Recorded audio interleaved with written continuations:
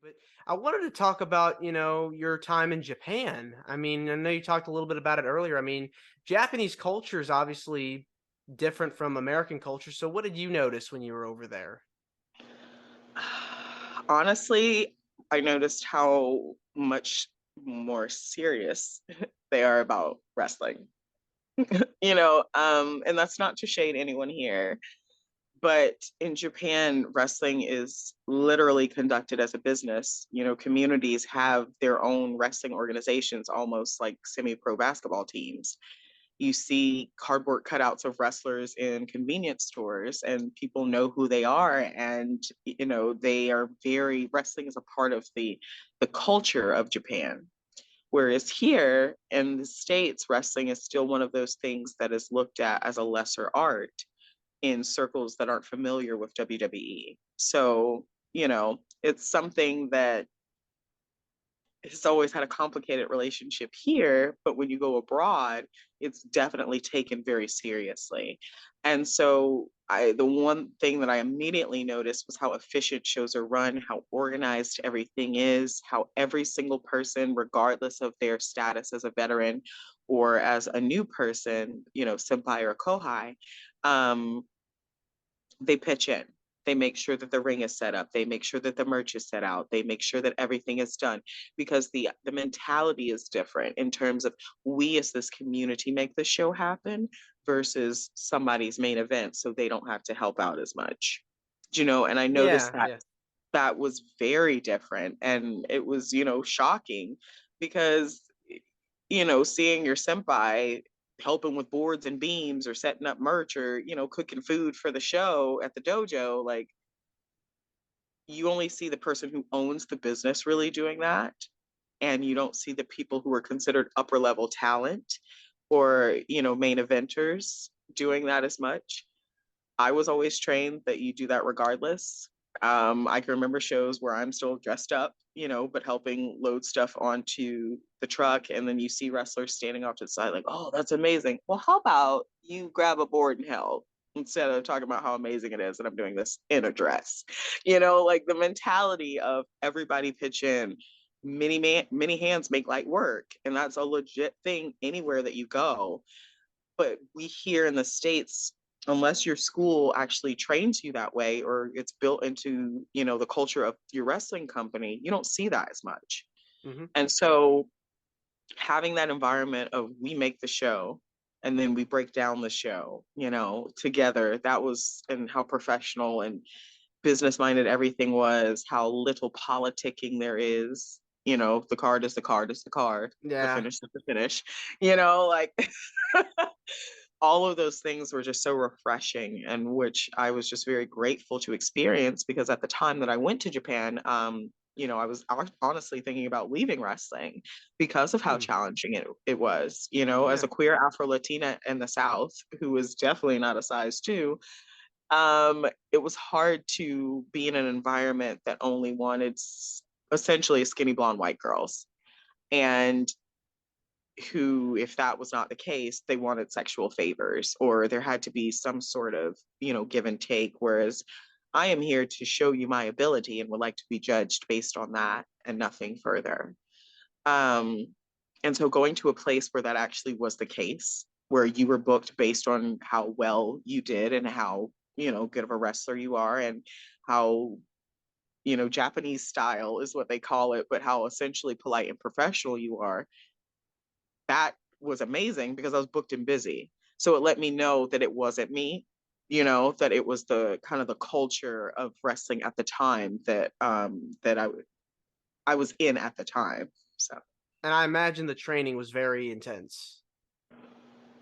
I was I was actually looking back at some messages that I had sent to my mother about training recently, and I was a big old baby, and I was just wanting to come home, and I can't do it, and it's so hard, and I feel so Hmm. sick because working so hard, and I've never done it like this, but like just and my mother, God rest her, love you, Hmm. mom. She was basically like, "You wanted this. See you in a year." Like, She had no sympathy for me because she was like, this is your dream, right? You Hmm. said you wanted this, right? Then you're here. Do it. Yeah. Um, and it was a culture shock because I was very American style. Stanley, I arrived, I got off the plane, they showed me around the dojo, and I immediately went to bed. And Mm. then I got woken up and they were like, Nicole, now go. And I was like, I'm like taking off my eye mask, like, what? Go where? And they're like, now, mini run. And I was like, mini run? Training now, go. And I'm like, oh my God. You know what I mean? Like, I'm off the plane, I'm in the bed, I'm out of the bed. Right, let's get to work. And Yes. then I had to train on Saturdays, Stanley. And Mm. I didn't know. On Friday, I was like, okay, see you guys. Bye. I'm Yeah. going out tonight. It's going to be amazing. First week in Japan. I'm going to go see my friends. It's going to be excited. And then I got woken up at 6:30 to clean the Mm. dojo because we had training and I am still drunk. Oh no. Um, right. So that American style had to stop very quickly. Yes. So I made the mistake, which I found out later, though, Stanley, most Americans at that time did that. Like they thought, oh, I got the weekend to party, and then they found out otherwise. So I wasn't alone, but it wasn't the best decision. Yeah.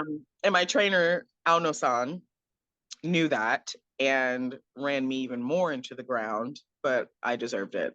But yes, 6 miles down and back, running by Tokyo Bay, uh, 30 minutes of jump rope, depending on the day, 5 to 1,000 to upwards squats. And this is all before you get into the ring. And then you get into the ring for the conditioning in the ring. And the one thing that they said that was very important was your body condition, like Mm. how you were able to get through the matches was very important. So it was really essentially them breaking me down and building me back up to be able to sustain what I had to do because it was insane that schedule. Even if I wasn't wrestling, I would have to be second, which is, your ringside and helping out with whoever does have a match or selling merchandise. So I was doing something almost every single day, even with training. And so your body has to be able to withstand that. And because our training is different here in America, we aren't trained for that type of longevity unless you're at the E, and you're constantly going to be on TV or constantly on the road. And so, and even then, it's more independent with the training. Like, you need to keep up with this. It's less structured of every day, this is what we're doing, like that. So, um, it was very hard. I wanted to come home, and I was like, if I make it to the end of January, then I'll stay. And I made it to the end of January, and I was like, well, if I make it to the end of February, then I'll stay. And I was like, if I make it to March, I might as well just stay the whole time because it's 3 months. Like, that's so stupid. And so by the time March came, it wasn't better, but I wasn't dying. And it never got easy because they would always change things up, so that your body never got used to doing just one thing. So it was a completely different training style. I'm very grateful that I learned how to bump differently because it really did save my body. A lot of the ways that we were old school taught to bump weren't necessarily good for your spine or for your joints. And so Japanese wrestlers have a different way of bumping that really protects your body. And I'm very grateful to have learned that in enough time that I'm still able to wrestle, because I don't know if I would have if I had kept going with the American style of way of taking bumps just flat on my organs. So, Yeah. but yeah, it was Yeah. intense. It was Yes. really, really intense. And some days I would have training twice. So it would be, we would get up, clean the dojo, take care of the dojo responsibilities. Then you had a little bit of time to like get your breakfast and do your personal needs. And then you head out to run. And then we go into training. So 9 to 1 or 2, I'm training, sometimes 3, depending if we had other things to do, and then a small break. And then there would be training later in the afternoon with a different organization. Mm. And they went just as hard or harder. Uh, Nanai Tanahashi was like, she loved her cardio. So got a lot of that in. And there was a lot of lucha as well, because, a lot of Japanese wrestlers will Mm-hmm. travel to Mexico and a lot of Mm-hmm. vice versa. Yeah. So there was a time that Teo Natsuki was running training and we're starting corner to corner and you have to run and she just hit bottom second top rope and she's standing on the top turnbuckle. Mm. And I'm just looking around like, y'all see this dump truck I'm carrying around? Like, my legs don't And they're like, Nicole, do your best. And I was like, all right. So I did it, and it took a full like 25 seconds for me to get all the way up there. Do you know what I mean? But I did it. Mhm. And then I came down and they're like, "Oh, Nicole." I'm like, "Look, I'm gonna give it to you. You know, Yeah. I'm gonna make the effort, but I just want you to know this is gonna take some time because I am not spry like that." But it was definitely an incredible environment. It was a very supportive environment. You know, every time you were successful or you did something well, like people were really cheering you on and happy for your successes. And it was awesome. It was really, really awesome to get to experience that. And like now they're bringing people to Japan, but it's not as for long. You know, people are Right. there for a few weeks, maybe a month at the most. So to Yeah. have the opportunity to be there for 6 months, 2 years at a time, that was a real privilege because I got to immerse myself, you know, in Japan. Like I became a part of that community there in Tonomachi. And that's why it was very hard to leave and switch organizations, but even harder to leave the country itself because, you know, you get to know the people who are around you, the people who stared at me or who were like, Mhm. at first, you know, in the morning, you know, the relationship changes. They bring you little gifts and leave them for you at the dojo. And if they hear or see you're sick, they try to make sure you're okay. Like it was just such an incredible experience that was, you know, I don't know if I'll be able to capture that time in a bottle any other place, but Sure. I feel very grateful to have been there and to even see amazing shows. I got to go to a lot of the incredible Noah shows or the, you know, New Japan shows. Um, BJW, 01, like I got to see Stardom shows. I got to work for most of the Joshi organizations over there and, you know, just seeing crazy stuff. I remember I was at one show at Shinkiba. No, it was at Face. It was in Shin. Was it Face? No, it was at First Ring. And I was second. I was working merchandise. Konami was wrestling this green girl. She did a spinning heel kick and kicked this girl's tooth out of her mouth. And Ooh. I thought it was gum. And Ooh. I was like, Yeah. girl, why are you chewing gum in the ring? And then they were like, no, Nicole, teeth. And I was like, what? And it was just the most insane, like, what? Like, that's a story that I'm going to put in a book or like on a Netflix. Yeah. You know what I Yeah. mean? Because that's the Yeah. most insane thing I've ever seen. Or when Jaguar Yokota, I'm being second for her, she always has this big show every year for her heel stable called Crisis, right? Mhm. And so it's like, you know, hardcore stuff. So I'm already like, I'm not a hardcore girl. I'm not even going to Yeah. try to, you know what I'm saying? I Yeah. don't, y'all do that and it's amazing. Yes. It is not for your girl. So I'm already ringside, like, because there's blood and like all this stuff. And I'm just like, Yeah. okay, okay. She breaks her nose, Stanley. Ooh. She rolls out of like, Mhm. okay. She Mhm. rolls out of the ring to the apron. She's laying on the apron. She does this and rolls back into the ring. And I'm like trying to give her a towel, and she's like, and just goes in the ring and finishes the match. Oh my gosh. And I'm just like, ma'am, You did gotta you? you gotta be like invincible like a robot or something to Stanley, it's like Japanese wrestlers are just built different. I was just like, Yeah. this is insane. What is happening? And then afterwards, she was fine. I mean, you know, she was Yeah, icing it, yeah, but she yeah, was still yeah. talking to fans. She was still signing autographs. She was still like doing all her stuff. And like, I asked her because I was the one who would usually like take care of her packing her bag. And I was her co-high somewhat, Yeah, like yeah. when it came to bringing things to shows. And so I was like, you know, bag? Like, do you want me to pack your bag? Yeah, Because yeah. I was everything, you know what I mean? Her faces, and I'm just like, can I Yeah. help you? No. And I'm like, oh. So that, like, I don't know. Yeah. I don't know if it's Japanese fighting spirit or what, but that whole attitude of I'm good, get it done.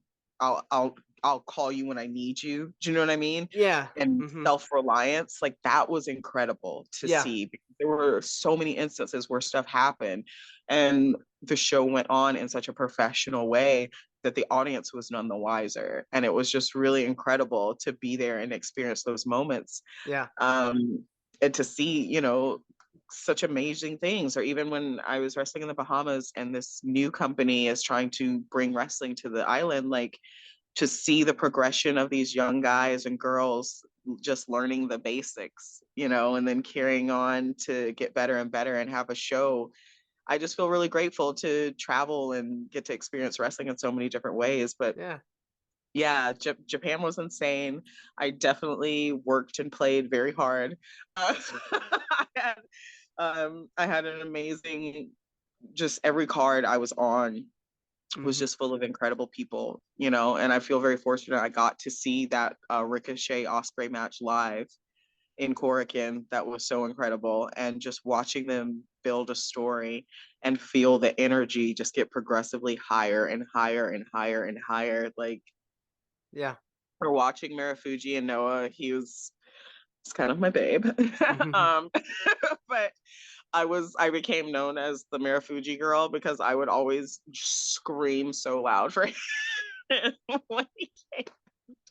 And I remember I was at a show with some of the other wrestlers, because you were allowed to hang out with other wrestlers, like foreign wrestlers, but you couldn't like take photos and stuff, Yeah. because they were very serious about kayfabe, which I also thought was really cool. People are always like kayfabe is dead, and I'm like, it's only dead if you allow it to be. Mhm.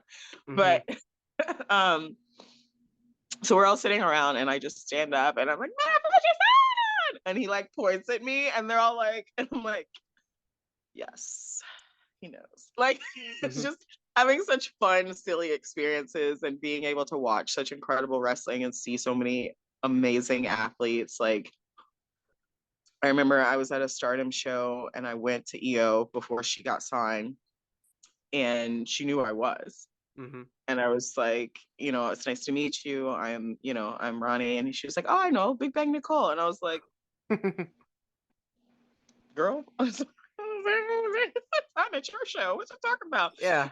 Like, or getting to go out and just have dinner with some of the fans and experience Japan, through their eyes, and get to see so many beautiful sights. Japan is such a place that is Mhm. old and new blended together, you Yeah. know. I went to Hamaraiku Gardens, which is a real old imperial garden, but it's in the middle of the city. But when you're in it, you can't tell. And then you look up and you see the skyscrapers in the distance. But when you're in it, it's just like you were literally transported, back to imperial Japan. And I'm standing by this 300-year-old pine tree that has continued to grow from its roots. And it's just this huge monstrosity of nature. And I go to this tea house that's in the middle of a lake and have like a tea ceremony, like just all of these incredible experiences that wrestling afforded me, which is why I am so grateful to wrestling, because, I wouldn't get to do those Mhm. things if otherwise. Like, Yeah. unless you're, an influencer that's making all the TikTok money, like, who has money to travel like that? Yeah. Absolutely.